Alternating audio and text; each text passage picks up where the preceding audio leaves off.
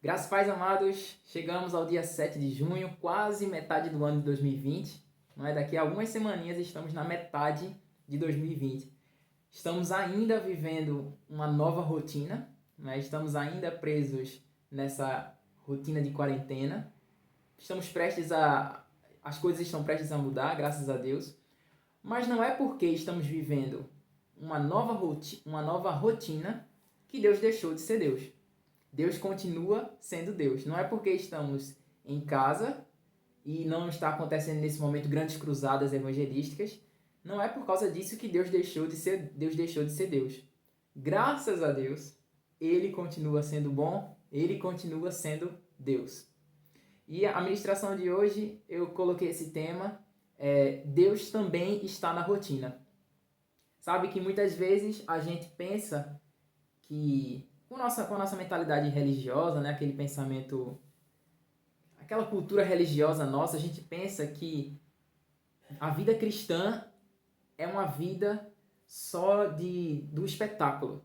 Deixa eu tentar falar isso melhor. Do espetáculo no sentido daquelas coisas que nos maravilham, aquelas coisas maravilhosas que nós vemos acontecer, como os exemplos que nós temos tanto no Antigo Testamento como no Novo Testamento, como a gente vê o maná que eu citei na última ministração, a descida do maná do céu, algo milagroso, como as multiplicações dos pães e peixes no Novo Testamento.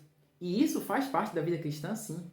Os milagres fazem parte da vida cristã. Deus está no milagre, mas Deus também está na rotina. A Bíblia relata rotinas.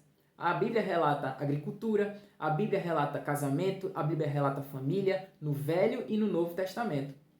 E a gente vai ver alguns exemplos disso hoje, porque eu quero destacar que, tanto para você quanto para mim, se você está vivendo uma rotina e você está condenado por viver essa rotina, não fique condenado, porque Deus também está na rotina. O que nós devemos fazer é nutrir a consciência do Evangelho e viver a vida.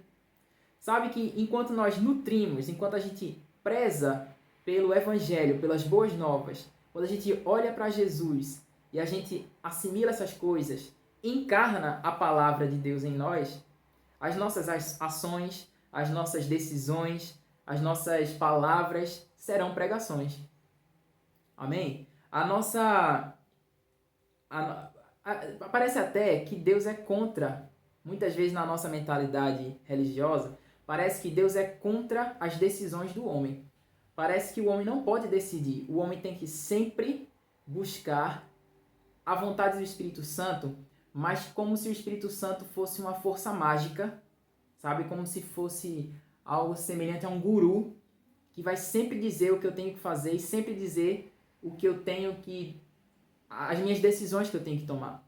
Mas Deus nos deu o livre-arbítrio e Ele nos deu a mente de Cristo, que é o Evangelho. Se eu prezo pela mente de Cristo, pelo Evangelho, e eu encarno a palavra de Deus dentro de mim, as minhas decisões, as minhas atitudes vão refletir a vontade de Deus. A palavra fala lá em João que no princípio era o Logos, era o Verbo, era a palavra. A palavra se fez carne e habitou entre nós. Quem é este? Jesus Cristo. Jesus Cristo é Deus encarnado, é a palavra encarnada. E tudo que Jesus fez, tudo que Jesus falou, foi uma pregação. Todas as atitudes dele refletiam a vontade de Deus, refletiam pregações. E hoje, como cristãos, nós somos convidados a encarnar o Logos, a encarnar a palavra de Deus. A não só ouvir, deixar a palavra de Deus passar pelo nosso ouvido, entra por um e sai pelo outro. Não.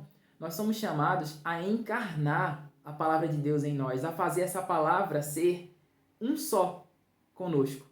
Eu e a palavra somos um, de tal forma que tudo que eu penso, tudo que eu falo, tudo que eu decido, reflete o coração de Deus. Então, dessa forma, eu vou estar fazendo a vontade do Espírito Santo.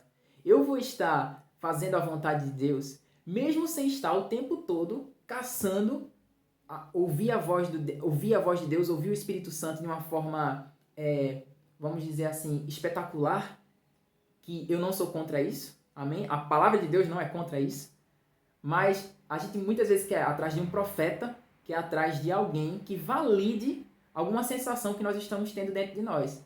Mas a maturidade, amado, ser guiado pelo Espírito Santo, é justamente entender o Evangelho, depender dele, encarnar o Evangelho e viver a vida. E na rotina, nós vamos expressar muitas pregações, na nossa rotina indo para o nosso trabalho, na nossa rotina indo para a faculdade, na nossa rotina a cargo de um empreendimento, na frente de um empreendimento, nós vamos estar pregando a palavra de Deus. A nossa vida vai exalar o bom perfume de Cristo. Amém? Eu espero que eu esteja sendo claro com relação a isso. Eu não sou contra. Essa ministração não é para desestimular você a ser um missionário, por exemplo, a ser um evangelista, a ser um pastor. Não é isso. Isso é super importante.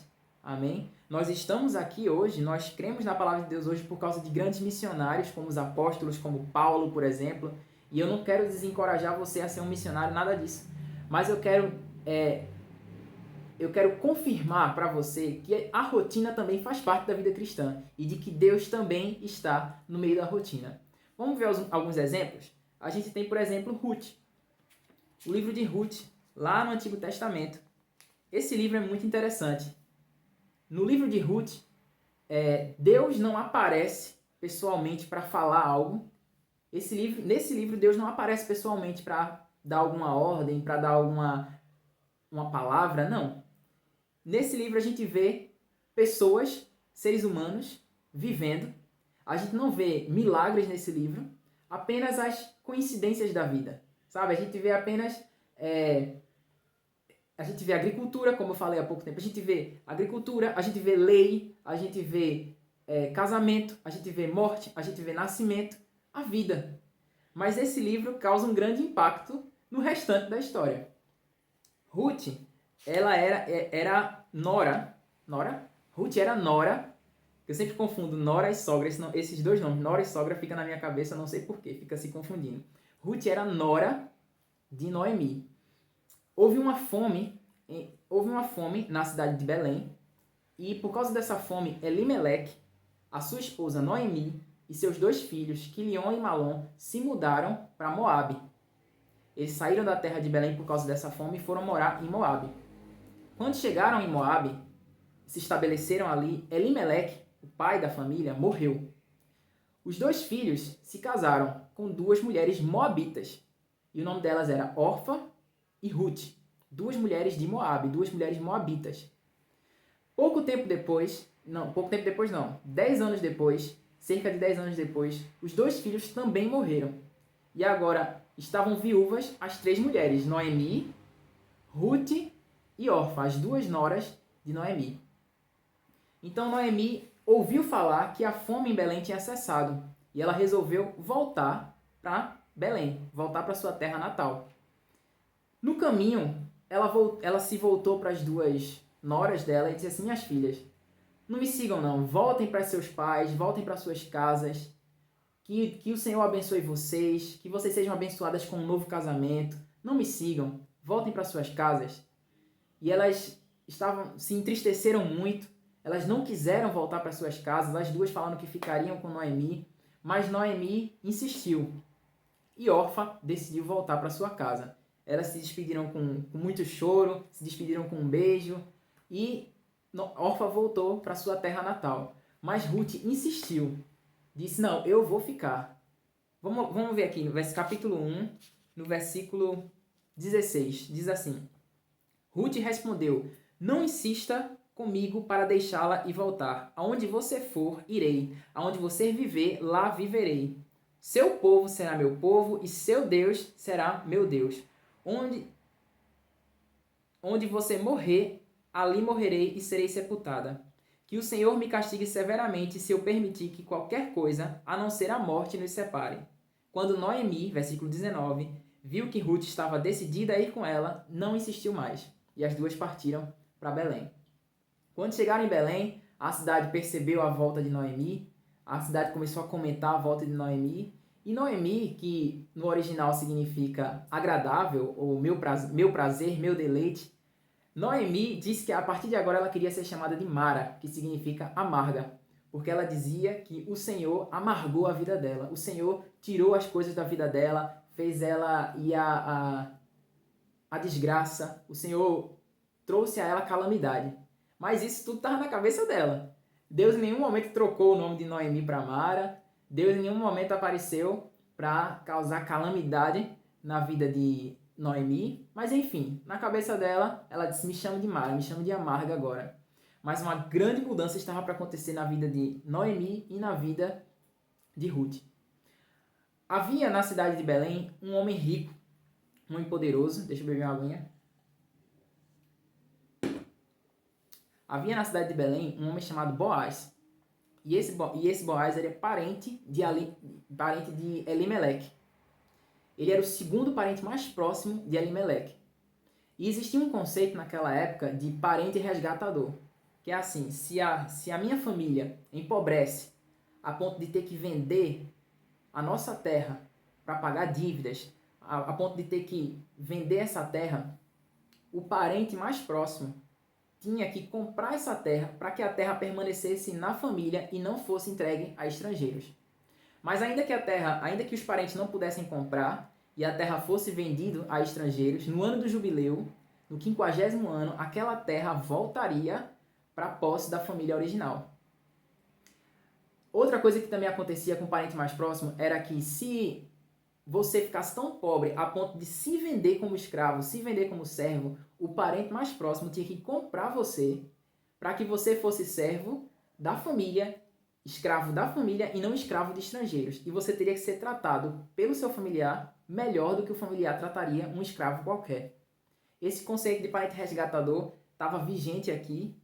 E Boaz era o segundo parente mais próximo. Havia um outro parente que seria o parente resgatador, que deveria ser o parente resgatador de Ruth, de Noemi, de Elimeleque.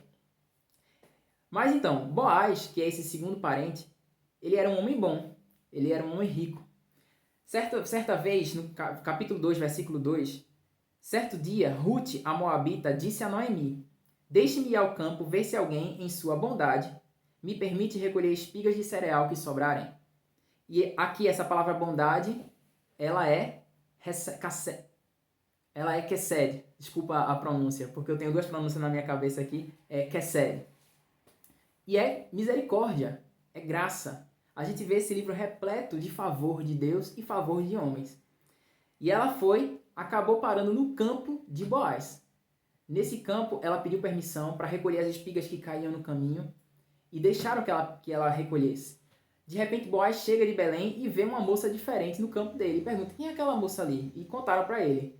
É Ruth, aquela ali é Ruth. Ela veio com Noemi, de Moab, e agora está aqui, depois que Elimeleque morreu e tal. E Boaz disse assim, tá certo. Deixa ela colher, deixa ela em paz. Fala para ela que ela pode continuar aqui no meu campo, que ela não deve sair do meu campo. É seguro para ela ficar aqui no meu campo, deixa ela colher. E no capítulo 2 a gente vai vendo como Boaz vai demonstrando graça, vai demonstrando bondade para com Ruth. Lê aqui comigo no versículo 17. Eu sei, respondeu Boaz, mas também sei de tudo que você fez. Desculpa, vamos ler 16. Do 10. Ruth se curvou diante dele com o rosto no chão e disse, o que fiz para merecer tanta bondade? Sou apenas uma estrangeira. Versículo 11. Eu sei, respondeu Boaz, mas também sei de tudo que você fez por sua sogra desde a morte do seu marido. Ouvi falar de como você deixou seu pai, sua mãe e sua própria terra para viver aqui, no meio de desconhecidos. Que o Senhor, o Deus de Israel, sob cujas asas você veio se refugiar, a recompense ricamente pelo que você fez. E por aí a história continua. Boaz demonstrou grande bondade para com ela, favoreceu ela no campo de Boaz, ele favoreceu Ruth. E certa vez, passou um tempo, Noemi falou que ia arranjar um casamento para Ruth. E ela recomendou, deu umas instruções para Ruth, para que Ruth fosse falar com Boaz. E eu não vou me demorar muito, porque nós não temos tanto tempo. E, no fim das contas, Ruth vai falar com Boaz, explica a história toda, e Boaz disse para Ruth que ele se casaria, seria o parente resgatador de Ruth, seria o parente resgatador para Noemi, se o parente mais próximo não topasse ser o parente resgatador. E o capítulo 4 vai mostrar essa negociação que ocorre lá na cidade. O parente resgatador não está afim de resgatar a terra. Ele até queria resgatar a terra que Noemi estava vendendo. Ele até queria resgatar a terra, mas não queria o compromisso de suscitar descendentes a Noemi através de Ruth, porque ele tinha medo de que, suscitando apenas um descendente, ele comprometesse a própria herança e o nome dele fosse extinto da terra, digamos assim, porque apenas o nome de Elimeleque, o nome de Ruth permaneceria, digamos assim. O nome de Elimeleque, da família de Elimeleque, ia permanecer. Se ele não tivesse o segundo filho com Ruth, não teria a sua própria descendência. E ele não quis, não topou. Mas Boaz decidiu topar. E para a grande alegria de Ruth, para a grande alegria de Noemi, para a grande alegria de Boaz, ele topou ser esse parente. E é dessa descendência, amado, que vem Obed, que é avô do rei Davi, e é da descendência de Davi que vem Jesus. Vê que coisa interessante, amado. Nesse livro que não retrata grandes milagres, na verdade não retrata milagre nenhum, apenas a vida, apenas casamento, morte, nascimento, lei. Quando eu falo lei, nesse sentido eu falo legislação. E nesse que fala sobre agricultura, nesse livro que fala de tantas coisas rotineiras, é aqui que Ruth, uma moabita, se torna a bisavó de Davi e entra para a genealogia de Jesus. E que coisa interessante, amado. Um livro que aparentemente parece mais um romance, parece mais uma história corriqueira, mas Deus, ele está na rotina. E basicamente, como eu até falei um pouco, basicamente Deus, ele se move, eu balancei aqui, desculpa. Basicamente Deus se move na nossa rotina de duas formas.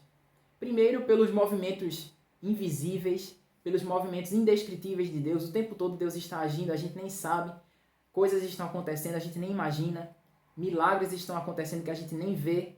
Livramentos nas nossas vidas estão acontecendo que a gente nem nota. São os movimentos invisíveis de Deus. E Ele age na nossa rotina. Mas outra forma de Deus agir na nossa rotina é justamente a gente encarnando a essência do Evangelho, vivendo a palavra de Deus e agindo na nossa rotina. Acabamos casando o nosso livre-arbítrio com a vontade de Deus. Quando a gente preza pelo Evangelho, a gente casa. Quando a gente preza pela palavra de Deus, a gente casa a nossa vontade com a vontade de Deus. E a nossa vida, a nossa rotina, se torna uma pregação e manifestação da vontade de Deus aqui na terra também. E a gente vê como isso aconteceu aqui no livro de Ruth. Boaz se casou com Ruth, gerou Obed, Obed, avô de Davi. Davi, de cuja descendência vem Jesus Cristo. A gente vê, por exemplo, também em Gênesis, como José foi usado por Deus em coisas rotineiras. Ele foi vendido contra a vontade como escravo, foi parar no Egito. Lá no Egito foi comprado por Potifar, e a palavra fala que ele ficou a cargo de algumas coisas lá na casa de Potifar, só que Deus era com José e em tudo que José fazia, ele era bem sucedido. Em tudo que José fazia, ele tinha sucesso. E nessas coisas rotineiras, nas quais ele tinha sucesso, Potifar olhou para ele e viu que Deus estava com ele e viu que tudo prosperava nas mãos de José. E ele fez, eu vou dar toda a minha administração da minha casa, eu vou colocar a cargo de José. E a palavra fala que Deus abençoou Potifar por causa de José. E foram acontecendo multiplicações, foi acontecendo prosperidade nos animais, nas plantações de Potifar por causa de José. Coisas rotineiras. E isso foi uma pregação, a ponto de Potifar enxergar em José que nele havia o Espírito de Deus, nele estava o Espírito de Deus. E isso pode acontecer com você, pode acontecer comigo, amado. Se a gente preza pela palavra de Deus e encarna a palavra de Deus, é você comandando o seu pequeno empreendimento, é você sendo um professor, é você sendo um estudante, a sua vida vai ser uma pregação. E tem muita gente condenada porque pensa assim, meu Deus, Pedro vendeu tudo, Pedro largou os seus barcos, as suas redes e seguiu Jesus e foi evangelizar e eu tô aqui cuidando desse empreendimento, eu sei que eu tô errado, eu devia estar me esforçando mais, eu devia largar tudo isso, eu devia ir pregar o evangelho. Não necessariamente, amado, não necessariamente você devia largar tudo. Pregar o evangelho, sim, mas não necessariamente você devia largar tudo. Possivelmente, você vai ser um empreendedor para sempre, não sei. Não, Paulo, por um tempo, ele ficou armando, fabricando tendas com Priscila e Áquila. Ele passou um bom tempo fabricando tendas até a chegada de Timóteo. Isso lá em Atos 18. Até a chegada de Timóteo e Silas, Paulo ficou armando tendas. Quando Timóteo e Silas chegaram, ele deixou as tendas e se dedicou inteiramente à pregação do evangelho. Mas por um bom tempo ele ficou fazendo tendas. A rotina dele foi fazer tendas. Talvez, como Paulo, essa sua fase como empreendedor seja apenas um pedaço de tempo. Mas talvez seja por muito mais tempo. Não sei. Mas é sendo empreendedor e encarnando a palavra de Deus que você vai impactar muitas vidas. Você no seu trabalho, imagina você chegar numa segunda-feira de manhã, cheio de alegria e dando alegria para as pessoas. Numa segunda-feira de manhã. Me diz se isso não vai ser uma pregação para os outros que não são crentes. Para os outros, quando eu falo crentes, aqueles que creem em Jesus. Para aqueles que estão sem esperança. Você chega numa segunda-feira de manhã, animado no seu trabalho, espalhando alegria. Me diz se isso não é uma pregação. Então, amado, Deus não é contra emprego, Deus não é contra empreendedorismo, Deus não é contra a faculdade, amém? Na sua rotina, ele pode se manifestar, ele quer se manifestar, amém? Tem gente que, com aquela visão religiosa, né? Já estou acabando, já estou encerrando, com relação a casamento, por exemplo, né? Imagina que eu gosto de uma menina, essa menina gosta de mim também. Aí a gente tem aquela mentalidade, né, religiosa, vamos orar para saber qual é a vontade de Deus. Mas, amado, quando você gosta de uma pessoa e essa pessoa gosta de você, você não vai orar atrás de uma resposta. Você vai orar atrás de um sim, porque o não você não está a fim de ouvir. Você está apaixonado, você não quer ouvir um não. Não é verdade? Amado, a vontade de Deus, se eu amo o Evangelho e vivo o Evangelho, e a menina de quem eu gosto também ama o Evangelho e vive o Evangelho, eu gosto dela, ela gosta de mim, por quê? Deus se oporia a esse casamento.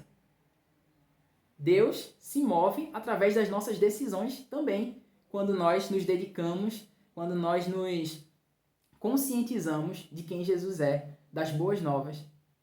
As decisões ficam fáceis, as nossas decisões ficam simples, e as nossas decisões estão alinhadas à vontade de Deus.